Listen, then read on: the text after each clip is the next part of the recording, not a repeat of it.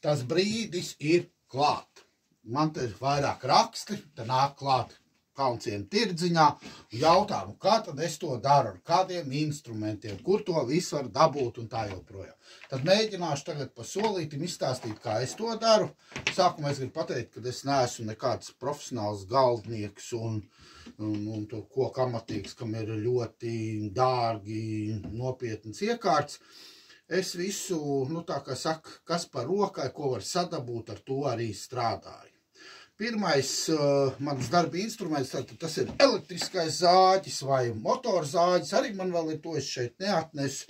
Teiksim, kas es paši rupjo, izzāģēju pašas formas un pamata, skatoties, kāds ir tas darbs. Tad nākošais mans palīgs ir ēvele elektriskā, ar ko es, piemēram, ja vajadzīgi ir šo virsmu sākumā vai apakštraukam vai virsmu, ja vajadzīgs es viņu noēvelē, lai viņš mazāk pēc tam ir jāapstrādā ar citiem smilšpapīriem un instrumentiem, tomēr viņš jau ir daudz maz līdzens.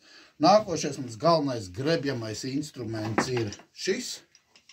Šis tāds frēši, to es nopirku parastā celtniecības veikalā, man viņš patīk vislabāk. Ir arī šādas ripes, kas ir daudz redzējuši ar šādām, nu, tā kā zāģu ķēdēm, un citi saka, ka viņi nav droši. Tur es esmu strādājis ar viņiem, neko slikti nevar teikt, man neviens nav plīs un nekas nav bijis, bet šis man patīk labāk. Man patīk labāk, kā viņš greb, viņa ilgmūžību, un arī tā cena viņam ir diezgan labi. Es šo pirku kādus gadus atpakaļ, par kaut kādiem 7 eiro, man liekas. Ar šo es izgrēbu pamat visu iekšu, dziļumus un visu, ko vajag. Tad man ir viens tāds dārgāks jau instruments, ar šo arī var apstrādāt iekšējās virsmas, grebt ārā jau smalkāk, foršāk. Šis gan ir no tādas pasaules zinām firmas, viņš gan man maksā kaut kāds 140 eiro, man liekas, kaut kas tam līdzīgs. Es īsti vairs neatceros, tas diezgan sen ir pirkts, bet, nu, teiksim, nākošais solis, ar ko es grebu. Tad es tagad nesen iegādājies vēl vienu tādu interesantu ripiņu ar zāģīti. Īsti, nu, arī var smalki pagrebt, bet es tā īsti ar viņu vēl neesmu pastrādājis. Man tā īsti viņš nepatīk, viņš tāds smalks, es izmantoju, teiksim, pēc tam citus, izlaižot šo daļu. Man patīk šis, vai tad drupjāju šo, pēc tam strādāju ar šo. Redziet, cik man ir, lai man nebūtu šīs galvas jāmaina, teiksim, grepjot, pēc tam smalkāk.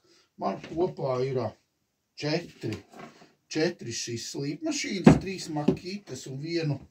Es paņēmu ķīnieti, pamēģināt, nu, teiksim, pēc svaru pat ķīnietis ir drusiņi vieglāks. Ķīnietis strādā labi, pagaidām, nu, kāds mēnesis pusotrs es ar viņu strādāju, ir viss labi. Kas man viņā nepatīk, vats. Viņam ir tāds plasmasīgs vats, viņš ir arī īsāks, nu, tas tā kā, nu, tādā makitai tādā ziņā man patīk, vats ir pietiekami garš, ka tu vari ērti grozīties un darboties. Ja tīpaši ar taisa lielāku traukti, tev no visām pusēm viņam ir jātiek klāt un grūti ir, teiksim, tādu īsu vadu, tad tur jāgrozās, jāliek pagarinātāji un visādi sādāk. Tas būtu tāds ieskats sākumā, teiksim, par šo rupjo apstrādi, nu, ko nākošajā reizē jau es ar vidēju apstrādi. Tad šīs apstrādes, teiksim, līdz gatavam traukam ir nošķirt kā 4 posmi.